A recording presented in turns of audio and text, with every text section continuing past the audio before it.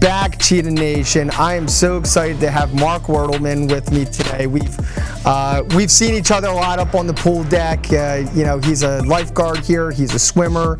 He's a computer science major, a senior at GCIT. Mark, welcome to the show. Thank you. Are you nervous? Maybe a little bit. I think you're a natural. I think you did fine. I'm excited to get into some conversation with you.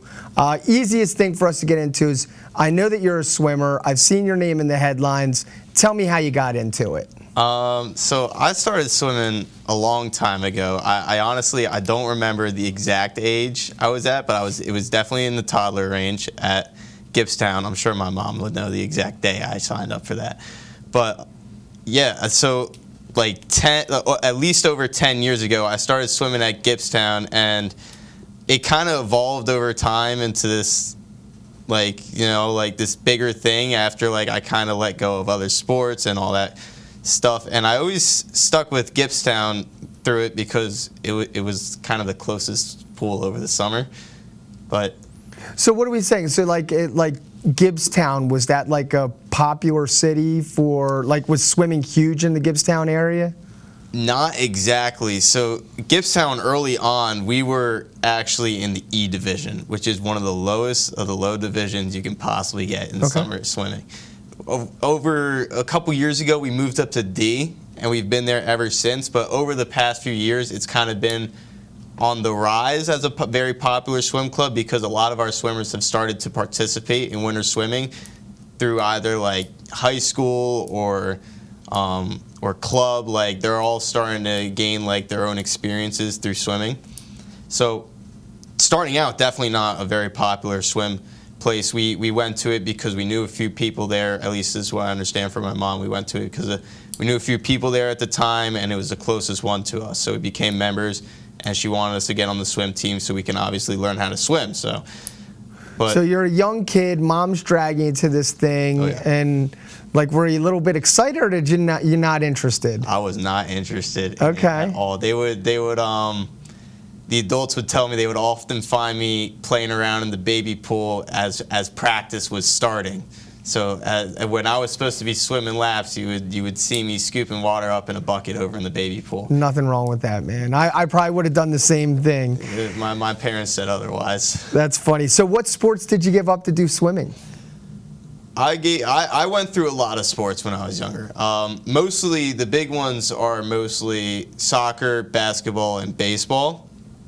Those were the three and I also did wrestling for a little bit, but I didn't really like that, so I stopped that on my own after a year, and then I went to basketball after that.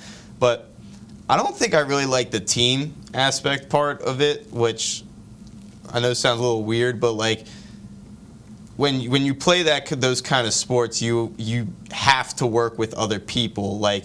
Whereas compared to swimming, you put forth your own effort that contributes to the overall score.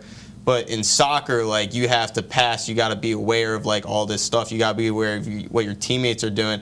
There's a lot more room for blame and error that gets thrown around. And I as a kid, I wasn't really good in that aspect. I wasn't exactly the most well-behaved kid.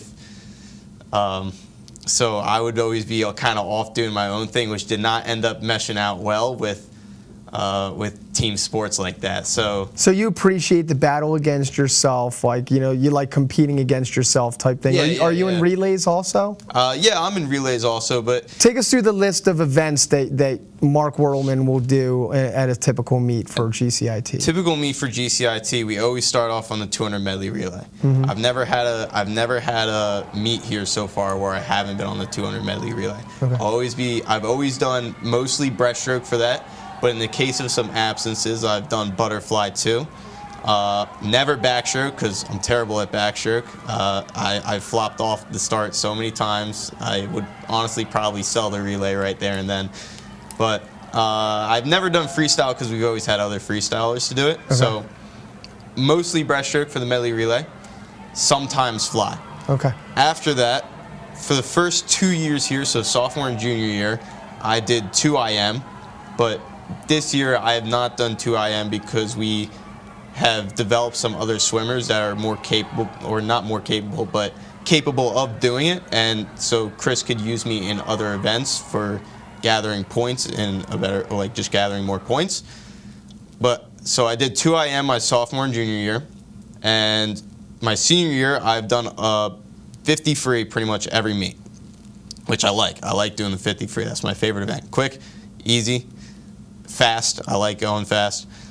And then take a quick break after the 50 free, and then I've pretty much done 100 fly every single year. Okay. This year we have another swimmer who's very capable, more capable than me of doing 100 fly, but he still has me in it just for that like second place extra points. And I also sometimes take over the 100 free if there's some absences in other freestyle swimmers. And then to end out the day normally, I'll do the 200 free, and I've been the first leg in the past, but this year I'm like the second or third leg. So it sounds like if you're on the GCIT swim team, you need to have some flexibility. You might be doing this event, that event. For me, I need to have flexibility. I've always been a very well-rounded swimmer growing up, except for the backstroke. The backstroke was never good. But I've always done so. Starting early out, the IM was actually one of my best events. Okay. So was the 50 freestyle. So I've always been good at those. But I was also decent at fly because of the IM, and even though I wasn't the best at it, I could do backstroke because of the IM. So I could always do everything. So Chris, over the past few years, I've kind of been like a move-around player where like I can play where it needs to be played. But as the years go on, we've developed more swimmers to where I actually don't have to move around. And you can specialize more in the stuff that you're good at. Yeah. So then what kind of goals do you have this year with swimming? Did you meet those goals? Do you have a personal goal, a team goal? Tell us about what's going on there. I got both of them actually, and one of them has already been met. So for the team goal, my goal for the team was to make it back to Cherry Hill East in the sectional semifinals. Nice. Which we did. We made it back. Unfortunately, we lost. But we had a very close meet against Rancocas Valley about 2 days before the Cherry Hill meet, where it literally came down to the last 400 free relay. Like we were tied going into it, I believe. So whoever won that won, and we won, and we made it to Thursday. So we met our goal. As for personal goals, for this season I want to go 21 in the 50 freestyle. How close to that are you right now? Which I'm very close to. I'm currently, my best time sits at a 22.1, which is literally like if I had an extra like inch of growth on my body, I would be there at a 21. But I have to make do with what I got. So maybe I'll grow out a fingernail or something, and we'll get into the wall a little quicker. Okay. But yeah, so I'm very close. I'm hoping at States this weekend I'll have the opportunity to swim that event, and I feel a 21 coming this weekend. All right. I feel it. Good. So I have high hopes for this weekend going into it. Good. Well, maybe this interview and a bunch of people out there in Cheetah Nation will, be there with you in spirit, and you'll hit that 21 mark officially. Do you have like an athlete that's inspired you along the way, or somebody that's inspired you as far as like your commitment and growth here? I don't have a specific athlete, but I do want to say my teammates, both all through high school and all through Gippsland and all through my club teams, which is Jersey Wahoos. Really growing, it was kind of more like growing up with these people. Like as I grew up, they would move up through the ranks with me, like as they progress with me, and you kind of see like you kind of become great friends with people over time, and you kind of just want to be faster than them. So they inspired me by them getting faster to get faster myself and compete with them for better times, and really just push me to be at the next level.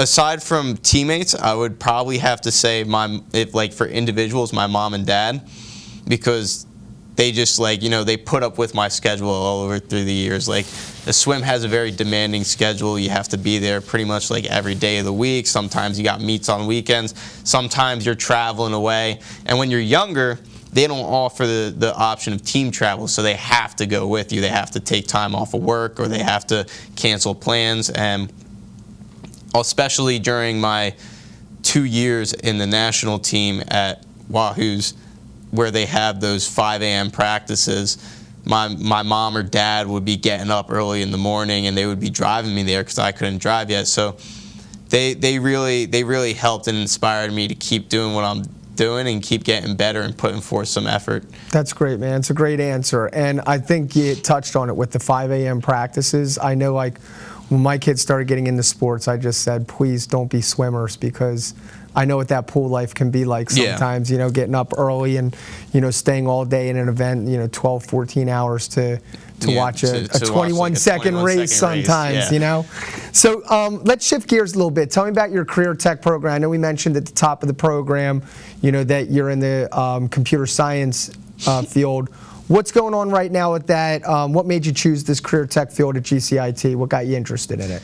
Yeah, so for computer science as of right now, so in the senior year they offer, you don't have to take it, but I chose to because I wanted to pursue it. They offer a cybersecurity course, which is more formally called Security Plus. Okay.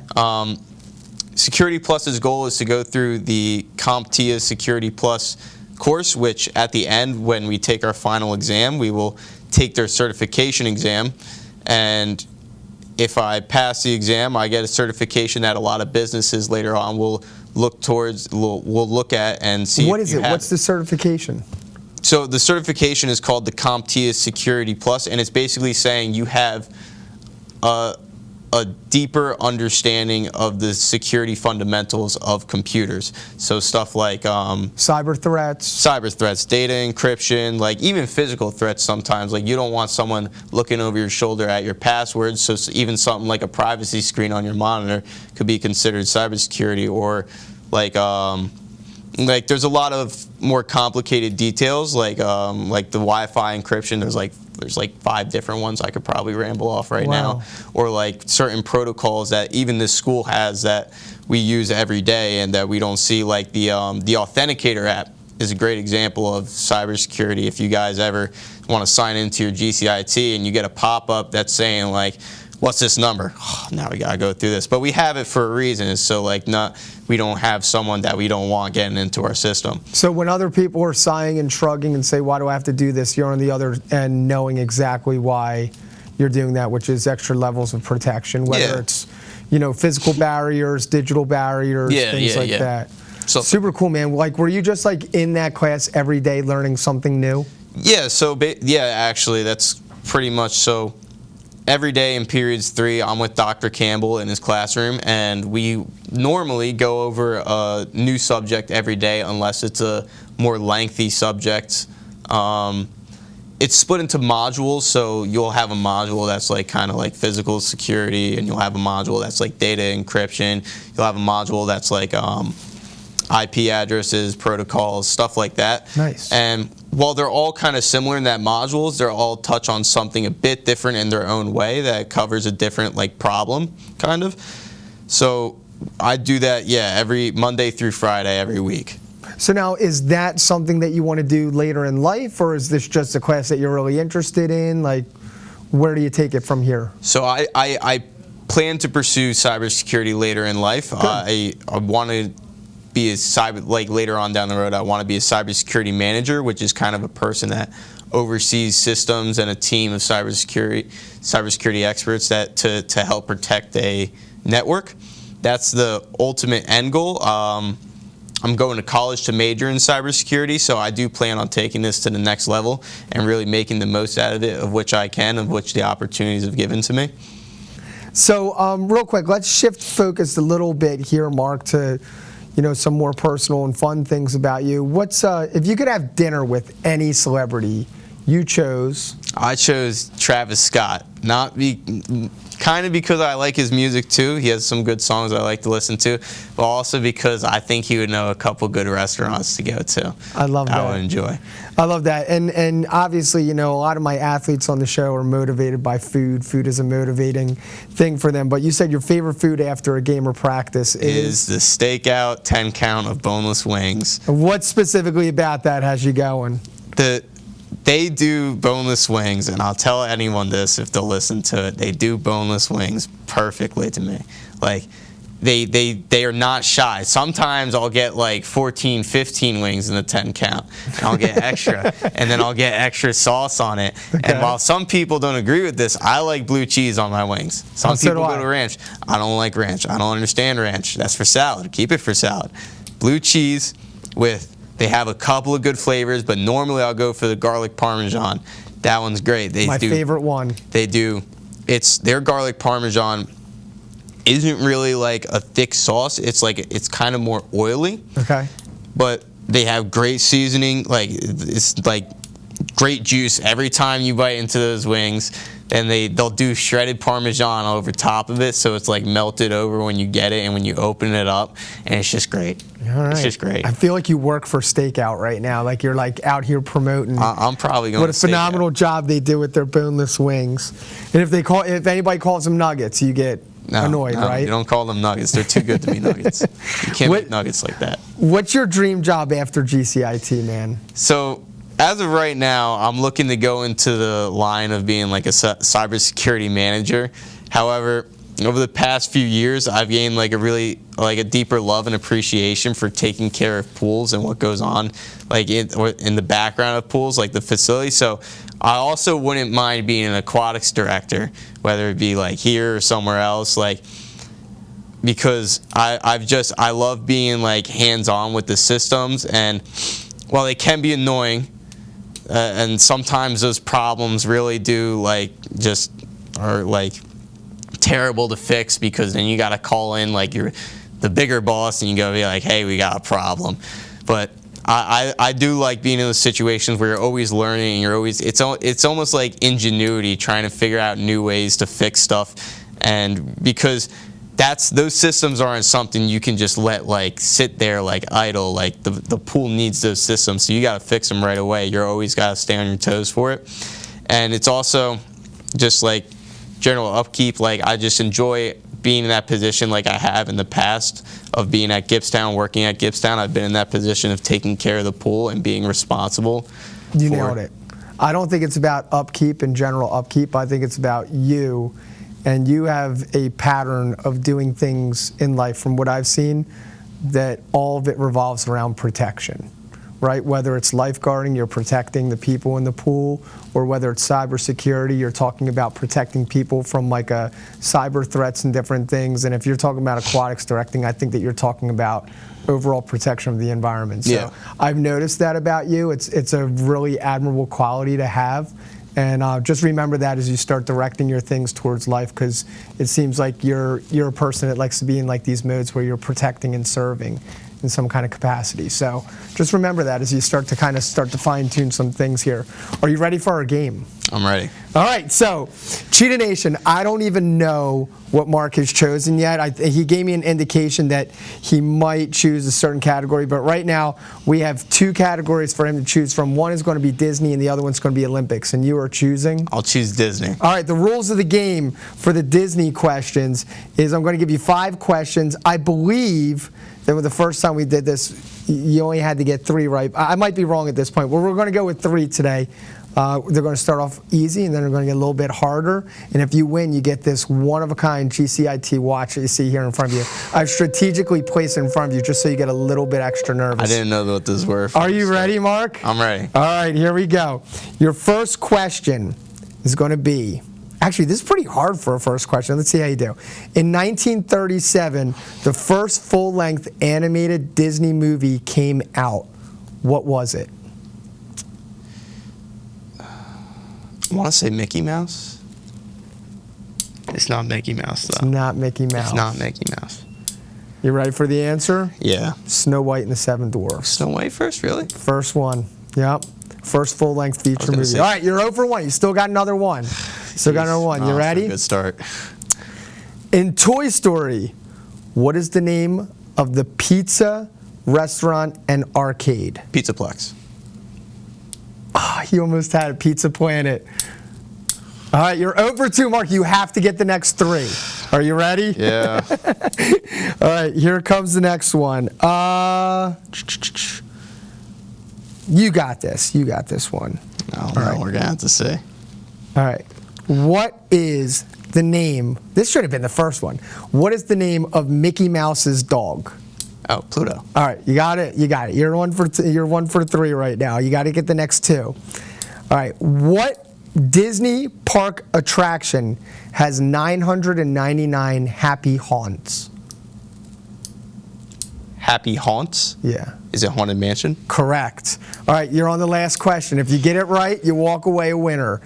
If you get it wrong, I'm sorry, no prize. We decided last week I don't give out any give me awards. All right. This is the fifth and hardest one, just so you know. Okay. All right, but I think you can get it. Cinderella Yeah. has 2 evil stepsisters. Name one of them. Oh, crap. Think about it. Go through it. She has 2 of them. I'll tell you, one name's really hard, but the other one maybe you'll get. Are you drawing a blank? I don't know why this name's popping in my head, but I kind of want to say Suzanne.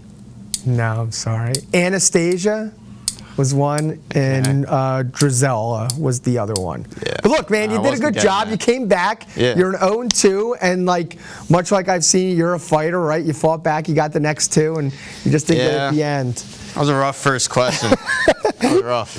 But look, you're going to have other opportunities to win lots of stuff. Good luck at States. Cheetah Nation, if you're out there watching, Mark is going for his 21-second time at States. Super bright kid. He's involved in a lot of things here at GCIT. It's been a pleasure to have you here, Mark, and actually have an in-depth conversation with you. I'm really happy with all the stuff that you're doing, and I wish you the best of luck. Thanks. That's going to wrap up this Cheetah Nation episode. We'll be back here next time with another swimmer on the girls' team, and I look forward to seeing you guys then.